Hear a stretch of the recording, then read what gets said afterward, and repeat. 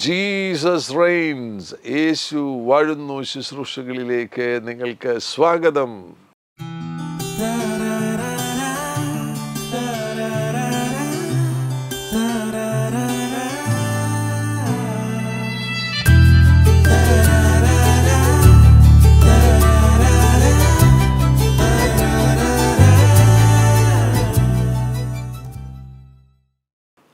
രണ്ടായിരത്തി 2025 എന്ത് സംഭവിക്കും?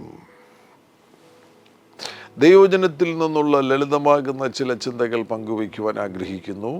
അനേകം ദൈവദാസന്മാർ 2025 കുറിച്ച് സംസാരിച്ചു തുടങ്ങിയിരിക്കുന്നു. ഇന്ന് ഡിസംബർ മാസം 27 വെള്ളിയാഴ്ച. ഇന്നത്തെ ഈ ഒരു പ്രക്ഷേപണം കൊണ്ട് മാത്രം ഇത് തീർക്കുവാൻ കഴിയുകയില്ല. അതിനാൽ ഡിസംബർ മാസം 30 തിങ്കളാഴ്ചയും ഞാൻ ഈ ആലോചനകൾ തുടരുന്നതായിരിക്കും. 2025 എന്ത് സംഭവിക്കുവാൻ പോകുന്നു? ഓപ്പൺ എന്ന ഒരു വാക്കെടുക്കുക.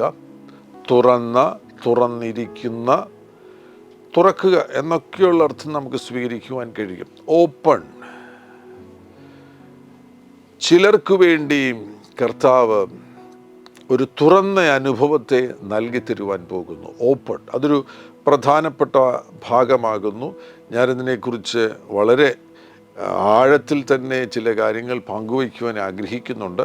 എന്നാൽ അവിടേക്ക് പോകുന്നതിന് മുന്നമേ മറ്റു ചില കാര്യങ്ങൾ കൂടെ നിങ്ങളുടെ ശ്രദ്ധയിൽ കൊണ്ടുവരുവാൻ ആഗ്രഹിക്കുകയാണ്. യെശയ്യാപ്രവാചകന്റെ പുസ്തകം 24 അധ്യായം അതിൻ്റെ 16 വാക്യത്തിൽ നീതിമാനു മഹത്വം എന്നിങ്ങനെ ഭൂമിയുടെ അറ്റത്ത് നിന്ന് കീർത്തനം പാടുന്നത് ഞങ്ങൾ കേട്ടു. ഒരു പാട്ട് പാടുന്നത് കേൾക്കുകയാണ്. ഭൂമിയുടെ അറ്റത്തു നിന്നാണ് ആ പാട്ട് ഉയരുന്നത്. ആ പാട്ട് എന്താണ്? നീതിമാന് മഹത്വം. From the ends of the earth we have heard songs. ഒരു സോങ് അല്ല, songs. From the ends of the earth we have heard songs. Glory to the righteous. Glory to the righteous. നീതിമാന് മഹത്വം എന്നിങ്ങനെ ഭൂമിയുടെ അറ്റത്ത് നിന്ന് കീർത്തനം പാടുന്നത് ഞങ്ങൾ കേട്ടു. ഒരുപാട് നല്ല കാര്യങ്ങൾ സംഭവിക്കാൻ പോകുകയാണ്. Open. Glory to the righteous. നീതിമാനു മഹത്വം തുടങ്ങിയ അനേകം കാര്യങ്ങൾ 2025 സംഭവിക്കുവാൻ പോകുന്നു. ഇവിടെ ഈ ആലോചനകളിലേക്ക് പ്രവേശിക്കുന്നതിന് മുന്നമേ ചില ആമുഖ ഭാഗങ്ങൾ പറയേണ്ടതായിട്ടുണ്ട്. ആമുഖ ഭാഗങ്ങൾ പറഞ്ഞെങ്കിൽ മാത്രമേ ഞാൻ പറഞ്ഞു തുടങ്ങിയ ഓപ്പൺ, തുറന്നിരിക്കുന്ന, തുറക്കുക എന്നതിലേക്ക് നമുക്ക് വളരെ ആഴത്തിലേക്ക് പ്രവേശിക്കുവാൻ കഴിയത്തുള്ളൂ. Glory to the righteous. മഹത്വം, നീതിമാനു മഹത്വം എന്നിങ്ങനെ ഭൂമിയുടെ അറ്റത്തു നിന്ന് ഉയരുന്ന പാട്ടുകൾ. ഒരു പാട്ടല്ല, അനേകം പാട്ടുകൾ ഉയരുകയാണ്. നീതിമാനു മഹത്വമെന്ന് അനേകം പാട്ടുകൾ ഉയരുന്നു. അപ്പം അവിടേക്ക് പോകണമെന്നുണ്ടെങ്കിൽ ചില ആമുഖ ഭാഗങ്ങൾ പറയേണ്ടത് ആവശ്യമാണ്. ചില പടികൾ ചവിട്ടി കയറിയെങ്കിൽ മാത്രമേ ഞാൻ പറഞ്ഞു തുടങ്ങിയ ആലോചനയിലേക്ക് പ്രവേശിക്കുവാൻ കഴിയുകയുള്ളൂ. അതുകൊണ്ട് ഈ എപ്പിസോഡിൽ മാത്രം നിങ്ങൾ ഈ പ്രക്ഷേപണം കാണുന്നത് അവസാനിപ്പിക്കരുത്. ഇനി വരാൻ പോകുന്ന 30 നടക്കുവാൻ പോകുന്ന എപ്പിസോഡ് നിങ്ങൾ കാണുവാൻ തയ്യാറാകണം. ഏറ്റവും പ്രധാനപ്പെട്ട ഒരു കാര്യം പരാമർശിക്കുവാൻ ആഗ്രഹിക്കുകയാണ്. ഇനി ലഭിക്കാൻ പോകുന്ന ഈ വർഷം നിങ്ങൾ നഷ്ടമാക്കരുത്. ഒരു വർഷം കൂടി നഷ്ടമാക്കരുത്. അനേകർക്ക് തിരിഞ്ഞു നോക്കുമ്പോൾ, 2024 തിരിഞ്ഞു നോക്കുമ്പോൾ അനേകർക്ക് ഒത്തിരി കാര്യങ്ങളെക്കുറിച്ച് ഖേദങ്ങളുണ്ട്. അവർക്ക് പറയാൻ കഴിയും, എൻ്റെ ഒരു വർഷം നഷ്ടമായിപ്പോയി, എൻ്റെ ഒരു വർഷം നഷ്ടമായിപ്പോയി, എൻ്റെ സമയം നഷ്ടമായിപ്പോയി. അത് 2025 കുറിച്ച് പറയുവാൻ ഇടവരരുത്. സമയം വളരെ പ്രധാനപ്പെട്ടതാണ്. നമുക്ക് തിരികെ ലഭിക്കാത്ത ഒരു കാര്യമെന്ന് പറയുന്നത് സമയമാണ്. മറ്റു പല കാര്യങ്ങളും നമുക്ക് തിരികെ ലഭിക്കും, എന്നാൽ തിരികെ ലഭിക്കുവാൻ ഒരു സാധ്യതയും ഇല്ലാത്തൊരു കാര്യമാണ് സമയമെന്ന് പറയുന്നത്. ദൈവമക്കൾക്ക് മാത്രമേ ഒരു ചെറിയ സാധ്യതയുള്ളൂ. ആ സാധ്യത എന്ന് പറയുന്നത് ദൈവമക്കളിൽ സൂപ്പർ നാച്ചുറൽ ടൈം, പ്രകൃതിയാതീത സമയം കൂടെ സജീവമാകുന്നതിനാൽ അവർ നാച്ചുറൽ ടൈമിൽ മാത്രമല്ല സൂപ്പർ നാച്ചുറൽ ടൈമിലും ആയിരിക്കുന്നതിനാൽ അവർക്ക് മാത്രം ഒരു സാധ്യത, അതും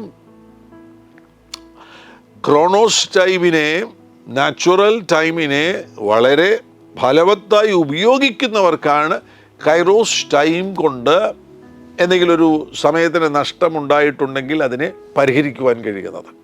അതല്ലാതെ പൊതുവിലുള്ളവർ, നാച്ചുറൽ ടൈമിൽ മാത്രം ജീവിക്കുന്നവർ, കൈറോസ് ടൈമിൽ സൂപ്പർ നാച്ചുറൽ ടൈമിനെ സജീവമായി ഉപയോഗിക്കുവാൻ പരിചയമില്ലാത്തവർ, അതുമായി ബന്ധമില്ലാത്തവർ, അവരോട് വളരെ വിനയപരിസരം ഓർപ്പിക്കുകയാണ്, മുൻകാലങ്ങളിൽ നിങ്ങളുടെ സമയം നിങ്ങൾ നഷ്ടമാക്കിയതുപോലെ, നിങ്ങളുടെ ദിവസങ്ങൾ നിങ്ങൾ നഷ്ടമാക്കിയതുപോലെ, നിങ്ങളുടെ ആഴ്ചകൾ നിങ്ങൾ നഷ്ടമാക്കിയതുപോലെ, നിങ്ങളുടെ മാസങ്ങൾ നിങ്ങൾ നഷ്ടമാക്കിയതുപോലെ, നിങ്ങളുടെ വർഷങ്ങൾ നിങ്ങൾ നഷ്ടമാക്കിയതുപോലെ 20, 25 നഷ്ടമാക്കരുത്. ഒരു വർഷം കൂടി നഷ്ടമാക്കരുത്. ഒരു വർഷം കൂടെ നഷ്ടമാക്കരുത് എങ്കിൽ എന്തുണ്ടാകണം? 2025 പ്രവേശിക്കുന്നതിന് മുന്നമേ തന്നെ ഈ വർഷത്തെക്കുറിച്ച് നിങ്ങൾക്കൊരു ദർശനമുണ്ടാകണം. ഞാൻ എന്താണ് ഈ വർഷത്തിൽ ചെയ്യാൻ പോകുന്നത്? എങ്ങനെയാണ് ഞാൻ എൻ്റെ ജീവിതത്തെ ഈ വർഷം ക്രമപ്പെടുത്തുവാൻ പോകുന്നത്? അതിനെക്കുറിച്ച് നിങ്ങൾക്കൊരു ദർശനമുണ്ടാകണം. ക്രിസ്തു കേന്ദ്രീകൃത ലക്ഷ്യങ്ങൾ ഉണ്ടാക്കുക വളരെ പ്രധാനപ്പെട്ട കാര്യമാണ്. ക്രിസ്തു കേന്ദ്രീകൃത ലക്ഷ്യങ്ങൾ ഉണ്ടാക്കുക. റോമാലേഖനം അതിൻ്റെ 15-ാമത്തെ അധ്യായത്തിലേക്ക് പോവുകയാണെങ്കിൽ ശുശ്രൂഷയിൽ വളരെ സജീവമായി പ്രയോജനപ്പെടുന്ന അപ്പോസ്തലനാകുന്ന പൗലോസിനെ സംബന്ധിച്ചിടത്തോളം തനിക്ക് ക്രിസ്തു കേന്ദ്രീകൃതമാകുന്ന ലക്ഷ്യങ്ങൾ ഉണ്ടായിരുന്നു എന്ന് നമുക്ക് ആ ഭാഗത്തുനിന്ന് മനസ്സിലാക്കുവാൻ കഴിയുന്നുണ്ട്. എങ്ങനെയെങ്കിലും അങ്ങ് ജീവിച്ച് തീർക്കുകയല്ല, ഒത്തേലൊക്കട്ടെ എന്ന് പറഞ്ഞുകൊണ്ട് എന്തെങ്കിലും ചെയ്യുകയല്ല. വളരെ കൃത്യമാകുന്ന പദ്ധതികളും പരിപാടികളും ലക്ഷ്യങ്ങളും ദർശനങ്ങളും ആ അഭിഷക്തനുണ്ടായിരുന്നു. അതേപോലെയാണ് വിജയം ലഭ്യമാകുന്ന, വിജയകരമാകുന്ന ജീവിതം നയിക്കുന്ന എല്ലാവരിലും ഈ ഒരു കാര്യം വളരെ പ്രധാനപ്പെട്ടതാകുന്നു. എല്ലാവർക്കും ഒരുപോലെയല്ലേ സമയമുള്ളത്? എല്ലാവർക്കും ഒരുപോലെയാണ് സമയമുള്ളത്. എന്തുകൊണ്ടാണ് ചിലർ വളരെ പ്രയോജനകരമാകുന്ന നിലയിൽ അവരുടെ ജീവിതത്തെ ഉയർച്ചയിലേക്ക് കൊണ്ടുവരുന്നത്? അതിൻ്റെ പ്രധാനപ്പെട്ട രഹസ്യം എന്ന് പറയുന്നത് അവരുടെ സമയം അവർ ഫലവത്തായി ഉപയോഗിക്കുന്നു എന്നതാണ്. ഈ സമയത്തിന് നേരിടുവാൻ സാധ്യതയുള്ള, നിങ്ങൾക്കെല്ലാവർക്കും നേരിടുവാൻ സാധ്യതയുള്ളൊരു പ്രധാനപ്പെട്ട കാര്യമാണ് മാറ്റിവെക്കൽ എന്ന് പറയുന്നത്. ഇംഗ്ലീഷിൽ പറയുകയാണെങ്കിൽ പ്രോക്രാസ്റ്റിനേഷൻ എന്ന് പറയും. മാറ്റിവെക്കൽ. ഒരു കാര്യം ചെയ്യാൻ അങ്ങോട്ട് തുടങ്ങുമ്പോൾ നാളെ ചെയ്യാം. കുട്ടികൾ പഠിക്കാനിരിക്കുമ്പോൾ അവർക്ക് ഇന്ന് വേണ്ട, നാളെ പഠിക്കാം.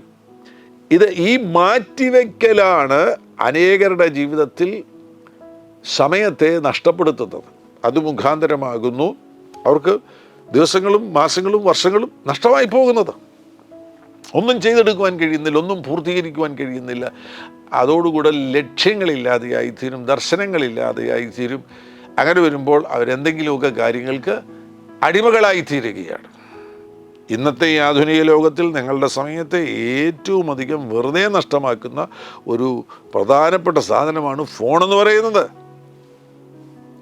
അപ്പോൾ ഇവിടെ ഇതെല്ലാം മനസ്സിലാക്കി കഴിഞ്ഞുപോയ വർഷം കാര്യമായിട്ടൊന്നും ചെയ്യാൻ കഴിഞ്ഞില്ല, ജീവിതം ക്രമരഹിതമായി പോയി, ഒരു ലക്ഷ്യങ്ങളും നേടിയെടുക്കുവാൻ കഴിഞ്ഞില്ല, ഒരു ദർശനവും ഉണ്ടായിരുന്നില്ല, സമയം വെറുതെ നഷ്ടമാക്കി, വർഷം വെറുതെ നഷ്ടമായി പോയി എന്നുള്ള ഒരു വിലയിരുത്തൽ എത്തിയിരിക്കുന്നു എങ്കിൽ ഇനി അതിനൊരു മാറ്റമുണ്ടാകണം. 2025 എനിക്ക് നഷ്ടമാകരുത് എന്നുള്ള ഒരു നിലപാട് നിങ്ങൾ എടുക്കുകയാണ് എങ്കിൽ നിങ്ങൾക്ക് ക്രിസ്തു കേന്ദ്രീകൃത ലക്ഷ്യങ്ങൾ ഉണ്ടാകണം. ചില പദ്ധതികൾ ഇടണം, ചില പരിപാടികൾ നിങ്ങൾ ക്രമപ്പെടുത്തേണ്ടത് ആവശ്യമാണ്. യേശു ക്രിസ്തുവിൽ ആശ്രയിച്ച് ചില കാര്യങ്ങൾ ക്രമപ്പെടുത്തേണ്ടത് ആവശ്യമാണ്. ഇവിടെ പൗലോസിനെ ശ്രദ്ധിക്കുക. റോമാലേഖനം 15-ാമത്തെ അധ്യായത്തിൽ 17 മുതലുള്ള വാക്യങ്ങൾ ശ്രദ്ധിക്കുക. ക്രിസ്തുവേശുവിൽ എനിക്ക് ദൈവസംബന്ധമായി പ്രശംസയുണ്ട്. ക്രിസ്തു ഞാൻ മുഖാന്തരം ജാതികളുടെ അനുസരണത്തിനായിട്ട് വചനത്താലും പ്രവൃത്തിയാലും അടയാളങ്ങളുടെയും അത്ഭുതങ്ങളുടെയും ശക്തി കൊണ്ടും പരിശുദ്ധാത്മാവിൻ്റെ ശക്തി കൊണ്ടും പ്രവർത്തിച്ചതല്ലാതെ മറ്റൊന്നും മിണ്ടുവാൻ ഞാൻ തുനിയുകയില്ല. വർഷങ്ങൾ നഷ്ടമായോ? നഷ്ടമായിട്ടില്ല.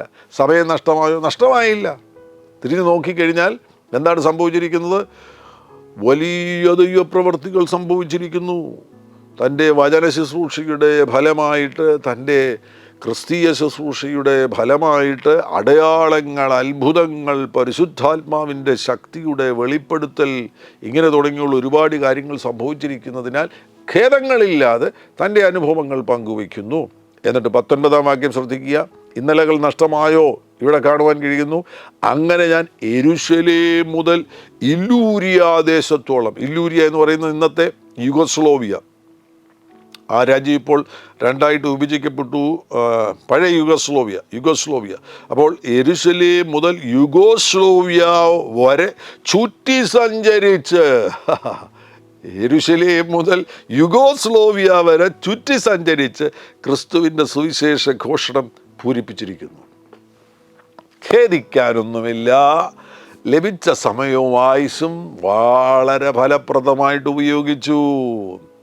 ഇത് എഴുതുന്ന സമയത്ത് ചിലപ്പോൾ ഒരു 55-56 വയസ്സൊക്കെ കാണുവാൻ സാധ്യതയുണ്ട്. 61-62 വയസ്സൊക്കെ ആയപ്പോഴേക്കും പൗലോസ് ഈ ലോകത്തിൽ നിന്ന് മാറ്റപ്പെടുകയുണ്ടായി. കർത്താവിന് വേണ്ടി രക്തസാക്ഷിയായി തീർന്നു. അപ്പോൾ ഇത് എഴുതുന്ന ആ സമയത്ത് പറയുകയാണ്, എൻ്റെ ഇന്നലകളിലേക്ക് ഞാൻ തിരിഞ്ഞു നോക്കുമ്പോൾ യെരൂശലേം മുതൽ യുഗോസ്ലോവിയ വരെ ഞാൻ ചുറ്റി സഞ്ചരിച്ച് ക്രിസ്തുവിൻ്റെ സുവിശേഷ ഘോഷണം പൂരിപ്പിച്ചിരിക്കുന്നു. ഇനി കേട്ടോണം. ഞാൻ മറ്റൊരുവൻ്റെ അടിസ്ഥാനത്തിൽ പണിയാതിരിക്കേണ്ടതിന് ക്രിസ്തുവിൻ്റെ നാമം അറിഞ്ഞിട്ടുള്ള ഇടത്തിലല്ല, അവനെക്കുറിച്ച് അറിവ് കിട്ടിയിട്ടില്ലാത്തവർ കാണും, കേട്ടിട്ടില്ലാത്തവർ ഗ്രഹിക്കും എന്ന് എഴുതിയിരിക്കുന്നത് പോലെ അത്രേ സുവിശേഷം അറിയിപ്പാൻ അഭിമാനിക്കുന്നത്. ഇനി കേട്ടോണം. ഇനി ഫ്യൂച്ചറിനെ കുറിച്ച് ഉള്ള പദ്ധതികൾ കേട്ടോണം. അതുകൊണ്ട് തന്നെ ഞാൻ നിങ്ങളുടെ അടുക്കൽ വരുന്നതിന് പലപ്പോഴും മുടക്കം വന്നു. തൻ്റെ ഇന്നലകളിലെ ക്രമീകരിക്കപ്പെട്ട പദ്ധതി പ്രകാരം, പരിപാടി പ്രകാരം, അല്ലെങ്കിൽ ക്രമീകരിക്കപ്പെട്ട ശുശ്രൂഷയുടെ ആ ഉത്തരവാദിത്തങ്ങളുടെ ആ കാരണം മുഖാന്തരമായിട്ട് യെരൂശലേമിൽ നിന്ന് അനേകം സ്ഥലങ്ങളിലേക്ക് യാത്ര ചെയ്യേണ്ടതായിട്ട് വന്നു. യുഗോസ്ലോവിയ വരെ പോകേണ്ടതായിട്ട് വന്നു. അതുകൊണ്ട് എനിക്ക് റോമിൽ വരാൻ കഴിഞ്ഞില്ല. അതുകൊണ്ട് തന്നെ ഞാൻ നിങ്ങളുടെ അടുക്കൽ വരുന്നതിന് പലപ്പോഴും മുടക്കം വന്നു. ഇപ്പോഴോ എനിക്ക് ഈ ദിക്കുകളിൽ ഇനി സ്ഥലമില്ലായകയാലും അങ്ങോട്ട് വരുവാൻ അനേകം സംവത്സരമായി വാഞ്ച ഉണ്ടാകൊണ്ടും ഞാൻ സ്പെയിനിലേക്ക് യാത്ര ചെയ്യുമ്പോൾ പോകുന്ന വഴിക്ക് നിങ്ങളെ കാണുവാനും ആദ്യം നിങ്ങളെ കണ്ട് സന്തോഷിച്ച ശേഷം നിങ്ങളാൽ യാത്ര അയക്കപ്പെടുവാനും ആശിക്കുന്നു. വളരെ കൃത്യമായിട്ടുള്ള ലക്ഷ്യങ്ങൾ നിങ്ങൾ ശ്രദ്ധിക്കുക. ക്രിസ്തു കേന്ദ്രീകൃതമാകുന്ന ലക്ഷ്യങ്ങൾ. സമയം മെനക്കെടുത്തി കളയാൻ വേണ്ടിയാണോ ഈ അഭിഷക്തൻ ആഗ്രഹിക്കുന്നത്? അദ്ദേഹം പറയുന്നത്, ഞാൻ സ്പെയിനിലേക്ക് യാത്ര ചെയ്യുന്നുണ്ട്. സ്പെയിനിലേക്ക് യാത്ര ചെയ്യുന്ന സന്ദർഭത്തിൽ ഞാൻ റോമിൽ വന്ന് നിങ്ങളെയും കണ്ട് നിങ്ങളുടെ നടുവിലും ശുശ്രൂഷിച്ചിട്ട് നിങ്ങളാൽ സ്പെയിനിലേക്ക് അയക്കപ്പെടുവാൻ ആഗ്രഹിക്കുകയാണ്. വെറുതെ ഒരു വർഷം കൂടെ നഷ്ടപ്പെടുത്തരുത്.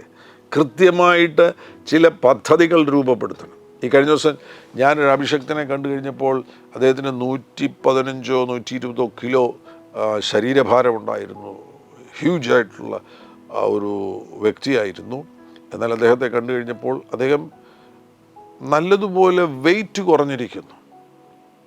ഞാൻ ചോദിച്ചു കഴിഞ്ഞപ്പോൾ മനസ്സിലാക്കി 30 കിലോയോളം കുറച്ചു. 30 കിലോ വെയിറ്റ് കുറഞ്ഞിരിക്കുകയാണ്. ഞാൻ അത്ഭുതപ്പെട്ടു പോയി. എങ്ങനെ ഇത് സാധ്യമായി? ചില വർഷങ്ങൾ കൊണ്ട് എങ്ങനെ ഇത് സാധ്യമായി?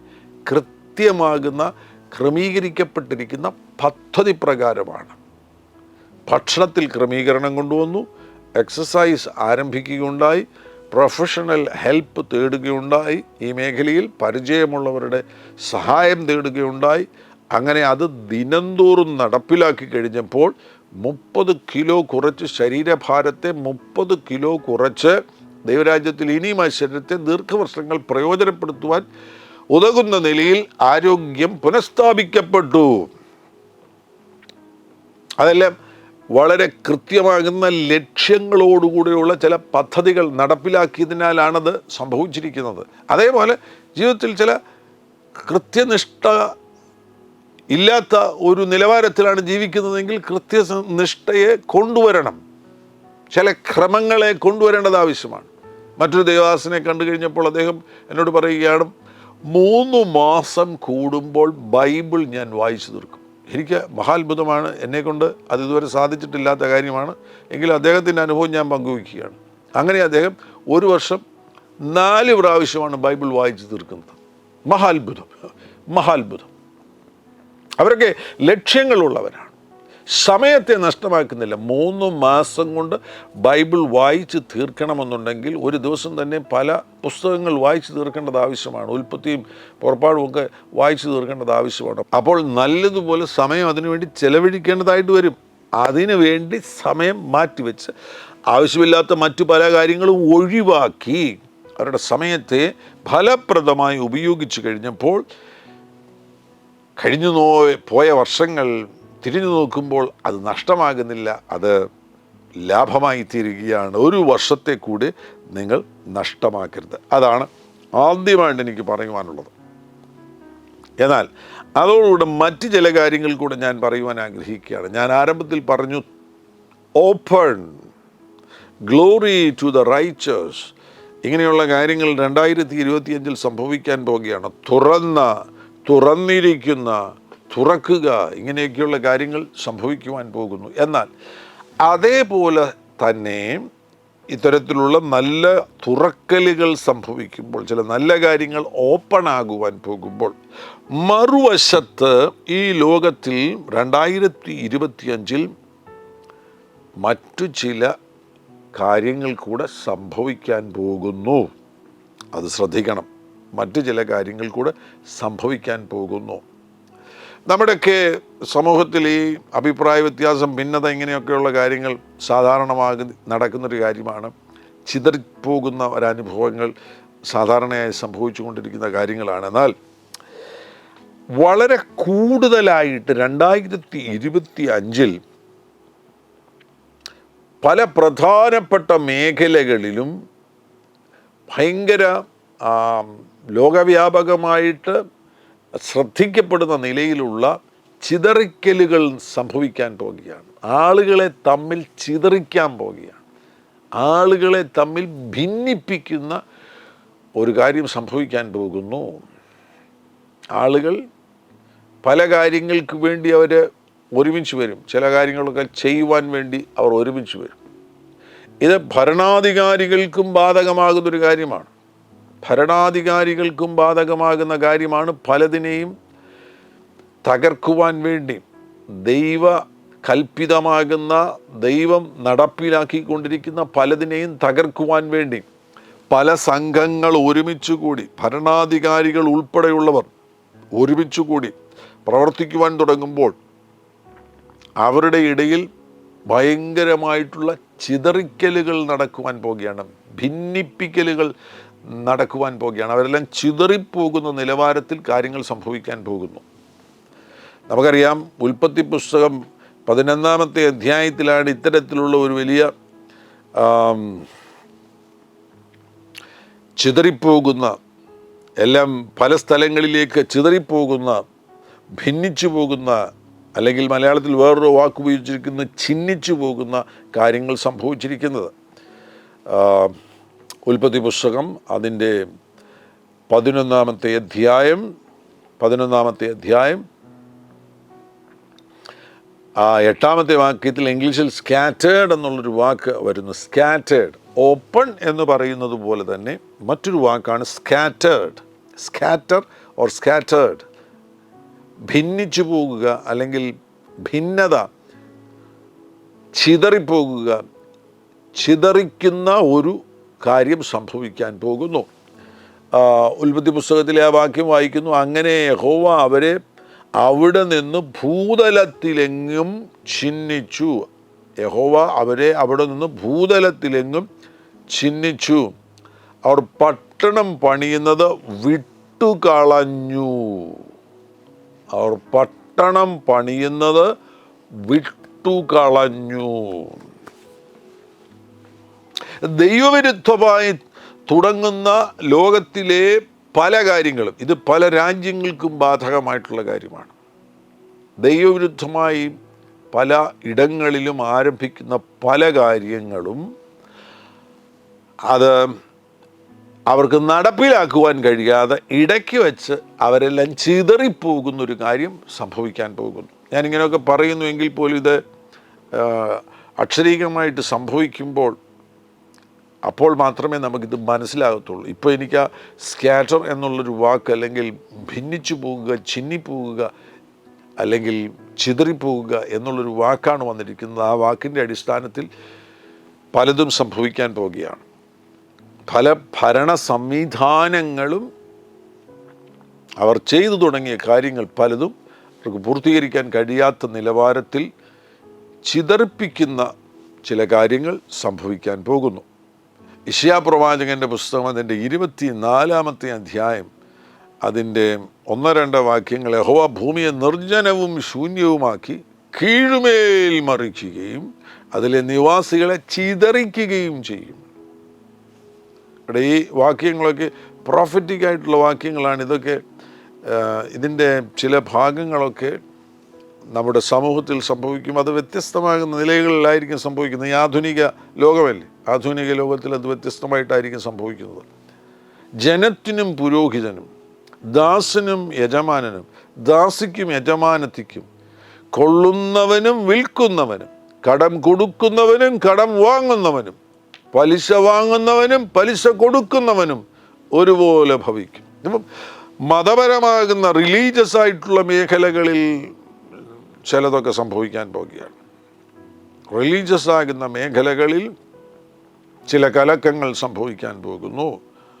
അതോടൊന്നിച്ച് തന്നെ വ്യാവസായിക മേഖലകളിൽ ചില കലക്കങ്ങൾ, ചിതറിക്കലുകൾ സംഭവിക്കാൻ പോകുന്നു.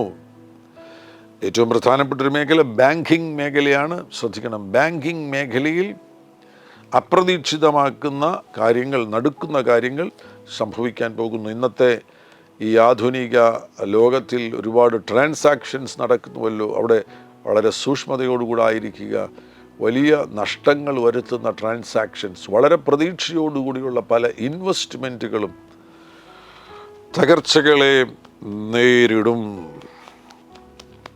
ഓക്കെ, ഞാൻ മുന്നോട്ട് പോകുന്നു. മറ്റൊരു പ്രധാനപ്പെട്ട കാര്യം എന്ന് പറയുന്നത്, ദൈവമില്ലാത്ത പല ആഘോഷങ്ങൾ ദുരന്തങ്ങളിൽ എത്തിച്ചേരുന്നു. ദൈവമില്ലാത്ത പല ആഘോഷങ്ങൾ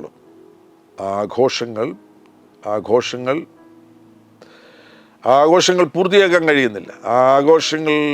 ആഘോഷങ്ങളുടെ ഇടയിൽ തന്നെ ആഘോഷങ്ങളിൽ ദുരന്തങ്ങൾ സംഭവിക്കുന്നു. അങ്ങനെയുള്ള പല ആഘോഷങ്ങളും മനുഷ്യൻ്റെ പക്കലുള്ള സമ്പത്തിനെ ഇല്ലാതെയാക്കുന്നു. യെശയ്യാ പ്രവാചകൻ്റെ പുസ്തകം 24-ാമത്തെ അധ്യായം അതിൻ്റെ 7-8 വാക്യങ്ങളിൽ, പുതുവീഞ്ഞു ദുഃഖിക്കുന്നു, മുന്തിരിവള്ളി വാടുന്നു, സന്തുഷ്ട മാനസരൊക്കെയും നെടുവേർപ്പിടുന്നു, തപ്പുകളുടെ ആനന്ദം നിന്നുപോകുന്നു, ഉല്ലസിക്കുന്നവരുടെ ഘോഷം തീർന്നു പോകുന്നു, കിന്നരത്തിൻ്റെ ആനന്ദം ഇല്ലാതെയാകുന്നു. അവർ പാട്ടുപാടിക്കൊണ്ട് വീഞ്ഞു കുടിക്കുകയില്ല, മദ്യം കുടിക്കുന്നവർക്ക് അത് കയ്പായിരിക്കും. ഈ നിലയിലുള്ള ആഘോഷങ്ങൾക്ക് വേണ്ടി പൈസയില്ലാത്ത നിലവാരത്തിലേക്ക് വരാൻ പോകുകയാണ്. ഈ കഴിഞ്ഞു പോയ കുറേ നാളുകളായിട്ടൊരു റിസഷൻ, പല മേഖലകളിലും ഒരു റിസഷനുണ്ട്. പ്രത്യേകിച്ച് ഈ IT മേഖലകളിലൊക്കെ ഒരു റിസഷനുണ്ട്. അവർക്ക് പലർക്കും ജോലി നഷ്ടപ്പെട്ടിപ്പോൾ ഒരു പുതിയ ജോലി കിട്ടുക എന്ന് പറയുന്നത് അല്പം ബുദ്ധിമുട്ടുള്ള കാര്യമാണ്. സമാനമാകുന്ന കാര്യങ്ങൾ വീണ്ടും വളരെയധികം ആവർത്തിക്കുവാൻ സാധ്യതയുള്ള ഒന്നല്ല, വളരെ അധികം ആവർത്തിക്കുവാൻ സാധ്യതയുള്ള ഒരു വർഷമാണ് 2025. അത് മനസ്സിലാക്കി ഫൈനാൻഷ്യൽ മേഖലയിൽ സൂക്ഷ്മതയുള്ളവരായിരിക്കുക.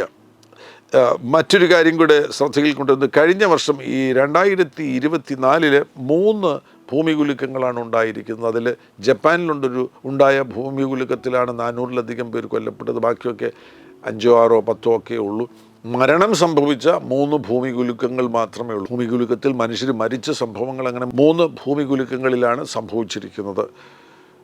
ഈ 2025 ആ മേഖല ശ്രദ്ധിക്കണം. 3 ഭൂമികുലുക്കങ്ങൾ കഴിഞ്ഞ വർഷമുണ്ടായി. എന്നാൽ ഈ വർഷം എണ്ണം വർദ്ധിക്കാൻ പോകുകയാണ്.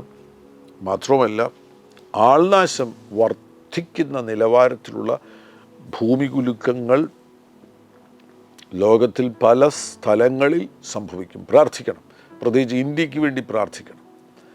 ഇന്ത്യയിൽ അത് സംഭവിക്കാതിരിക്കുവാൻ വേണ്ടി, ലോകരാജ്യങ്ങളിൽ അത് സംഭവിക്കാതിരിക്കുവാൻ വേണ്ടി പ്രാർത്ഥിക്കണം. അപ്പോസ്തലപ്രവൃത്തി 2-ാം അധ്യായം അതിൻ്റെ 19-20 വാക്യങ്ങൾ, ഞാൻ മീതെ ആകാശത്തിൽ അത്ഭുതങ്ങളും താഴെ ഭൂമിയിൽ അടയാളങ്ങളും കാണിക്കും, രക്തവും തീയും പുകയാവിയും തന്നെ. കർത്താവിൻ്റെ വലുതും പ്രസിദ്ധവുമായ നാൾ വരും മുമ്പ് സൂര്യൻ ഇരുളായും ചന്ദ്രൻ രക്തമായും മാറിപ്പോകും. യേശുക്രിസ്തുവിൻ്റെ മടങ്ങിവരവിൻ്റെ അടയാളങ്ങൾ വളരെ ശക്തമായി പ്രത്യക്ഷമാകുവാൻ പോകുന്നൊരു വർഷമാണ് 2025. സൂര്യനിൽ അടയാളം, ചന്ദ്രനിൽ അടയാളം, ഭൂമിയുടെ മേൽ അടയാളം.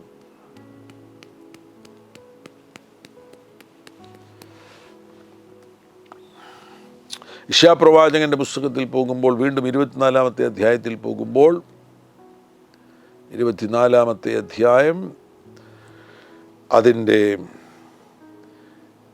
24-ാം അധ്യായം അതിൻ്റെ 23-ാമത്തെ വാക്യത്തിൽ, സൈന്യങ്ങളുടെ യഹോവ സിയോൻ പർവ്വതത്തിലും യെരൂശലേമിലും വാഴുകയാലും അവൻ്റെ മൂപ്പന്മാരുടെ മുമ്പിൽ തേജസ്സുണ്ടാകയാലും ചന്ദ്രൻ നാണിക്കുകയും സൂര്യൻ ലജ്ജിക്കുകയും ചെയ്യും.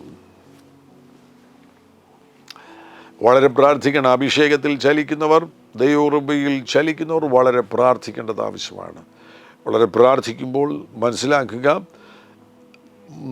നിങ്ങളുമായുള്ള ബന്ധത്തിൽ, യേശുക്രിസ്തുവുമായ അടുത്ത ബന്ധത്തിൽ നിങ്ങൾ ജീവിക്കുകയാണെങ്കിൽ, ഒരു നീതിപൂരിതമാകുന്ന ജീവിതം നിങ്ങൾ നയിക്കുകയാണെങ്കിൽ, പ്രാർത്ഥനയിൽ സമയം ചിലവഴിക്കുന്നവരാകുന്നു എങ്കിൽ, ഓപ്പൺ, തുറക്കുക, നീതിമാനു മഹത്വം എന്ന പാട്ടുകൾ, ആ മേഖല ഞാൻ വരാൻ പോകുന്ന എപ്പിസോഡിൽ വിശദീകരിക്കുന്നതായിരിക്കും. ഈ ആമുഖ എപ്പിസോഡിൽ മറ്റ് ചില മേഖലകളിൽ സംഭവിക്കുന്ന കാര്യങ്ങൾ ഞാൻ പറയുവാൻ നിർബന്ധിതനായി തീർന്നു. എന്നാൽ ഓപ്പൺ, തുറക്കുക, ഗ്ലോറി ടു ദ റൈച്ചസ്, നീതിമാനു മഹത്വം. ഈ കാര്യങ്ങൾ ഞാൻ അടുത്ത എപ്പിസോഡിൽ നിങ്ങളുമായി പങ്കുവയ്ക്കുന്നതായിരിക്കും. 2025 എന്ത് സംഭവിക്കും? വളരെ അത്ഭുതകരമാകുന്ന ചില ദൈവപ്രവർത്തികൾ ഇത് ശ്രദ്ധിക്കുന്ന നിങ്ങളുടെ ജീവിതത്തിൽ, പ്രാർത്ഥിക്കുന്ന നിങ്ങളുടെ ജീവിതത്തിൽ കർത്താവ് തുറന്നു തരാൻ പോകുകയാണ്. അതിനുവേണ്ടി ഒരുങ്ങുക, സ്വീകരിക്കുവാൻ തയ്യാറാകുക. പരിശുദ്ധ ദൈവമേ, യേശുവിൻ നാമത്തിൽ നിങ്ങളുടെ ജനത്തിനു വേണ്ടി പ്രാർത്ഥിക്കുന്നു. ഈ ശബ്ദം കേൾക്കുന്ന ഓരോരുത്തരും 2025 വേണ്ടി ഒരുക്കപ്പെടട്ടെ, തയ്യാറെടുക്കട്ടെ. അത്ഭുതങ്ങളുടെ വാതിലുകൾ അങ്ങ് അവർക്ക് വേണ്ടി തുറന്നു കൊടുക്കാൻ പോകുന്നതിനായി സ്തോത്രം ചെയ്യുന്നു. എൻ്റെ ജനത്തെ ബ്ലസ് ചെയ്യുന്നു. രോഗികൾ യേശുക്രിസ്തുവിൻ നാമത്തിൽ സൗഖ്യമാകട്ടെ, അത്ഭുത സൗഖ്യങ്ങൾ സംഭവിക്കട്ടെ. PCOD യേശുവിൻ നാമത്തിൽ സൗഖ്യമാകട്ടെ. സിസ്റ്റർ മേഴ്സിയെ യേശു തൊടുന്നു. വലിയൊരു അത്ഭുതം കർത്താവ് ചെയ്യുന്നു. ഇപ്പോൾ അത് വിശ്വാസത്താൽ സ്വീകരിക്കുക. ഇടത് കണ്ണിന് കാഴ്ചശക്തി കുറയുന്നു, ഇൻഫെക്ഷൻസ് ആവർത്തിച്ചുണ്ടാകുന്നു. ഇടത് കണ്ണുമായി ബന്ധപ്പെട്ട് ബുദ്ധിമുട്ട് അനുഭവിക്കുന്ന വ്യക്തി ഇപ്പോൾ യേശു തൊടുന്നു. യേശുവിൻ നാമത്തിൽ സൗഖ്യം സ്വീകരിക്കുക. ആവർത്തിച്ച് ഒരു പ്രത്യേക സബ്ജക്റ്റിൽ പരാജയപ്പെടുന്ന ഒരു വിദ്യാർത്ഥിയെ കർത്താവ് ഇപ്പോൾ തൊടുന്നു. ആ മേഖലയിൽ ഒരു വലിയ വിജയത്തിലേക്ക്. ഒരു പ്രത്യേക എക്സാമാണ്, 10ാം ക്ലാസ്സോ പ്രീ ഡിഗ്രി അങ്ങനെയുള്ള എക്സാം അല്ല, വേറെ ഒരു കോമ്പറ്റീറ്റീവ് എക്സാമുമായി ബന്ധപ്പെട്ട് ആവർത്തിച്ച് നീ പരാജയപ്പെട്ടു. എന്നാൽ ഇപ്പോൾ ഈ ശബ്ദം കേൾക്കുന്ന ഈ സമയത്ത് തന്നെ ഒരു അത്ഭുതം നിനക്ക് വേണ്ടി കർത്താവ് ചെയ്യുന്നു. ഈ നിമിഷത്തിൽ നിനക്കുള്ള വിജയത്തെ നീ സ്വീകരിക്കുക. കർത്താവ് ഈ പ്രിയപ്പെട്ടവർക്ക് വേണ്ടി മഹാത്ഭുതങ്ങൾ ചെയ്തിരിക്കുന്നതിനായി സ്തോത്രം. ബ്ലസ് ചെയ്യുന്നു. വഴി അടഞ്ഞുപോയവർക്ക് വേണ്ടി വഴി തുറക്കപ്പെടട്ടെ. ജോലി ഇല്ലാത്തവർക്ക് ജോലി ലഭിക്കട്ടെ. യേശുവിൻ നാമത്തിൽ ഫൈനാൻഷ്യൽ മേഖലയിൽ സംഘർഷം അനുഭവിക്കുന്നവർ ഇപ്പോൾ വിടുവിക്കപ്പെടട്ടെ. സകല മഹത്വം അങ്ങയ്ക്ക്. കർത്താവ് അത്ഭുതങ്ങൾ ചെയ്തിരിക്കുന്നതിനാൽ സകല മഹത്വം അങ്ങയ്ക്ക്. യേശു ക്രിസ്തുവിൻ നാമത്തിൽ തന്നെ. ആമേൻ. ഹല്ലേലൂയ. Glory to Jesus. കർത്താവാകുന്ന യേശു നിങ്ങളുടെ കൂടെയിരിക്കും. പ്രത്യേകിച്ച് ഈ സന്ദേശം മറ്റുള്ളവരുമായി നിങ്ങൾ പങ്കുവയ്ക്കണം. വിശേഷാൽ ഇതുവരെയും ഈ ചാനൽ സബ്സ്ക്രൈബ് ചെയ്തിട്ടില്ലാത്തവർ സബ്സ്ക്രൈബ് ചെയ്യണമെന്ന് വിനയപരിശ്രമം ഓർപ്പിക്കുന്നു. യേശു നിങ്ങളുടെ കൂടെയിരിക്കും. God bless you. ആമേൻ.